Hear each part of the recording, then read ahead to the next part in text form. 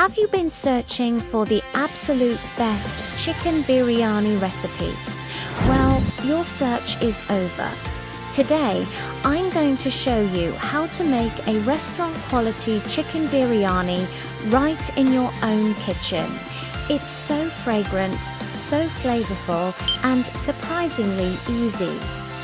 We'll start by marinating our chicken in a blend of yogurt and aromatic spices until it's incredibly tender. Then, we'll layer it with perfectly fluffy, saffron-infused basmati rice.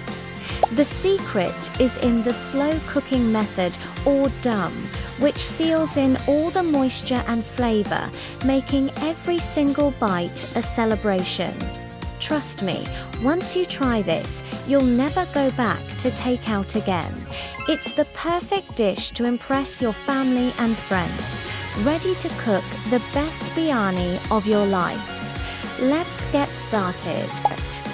Don't forget to like and subscribe for more delicious recipes.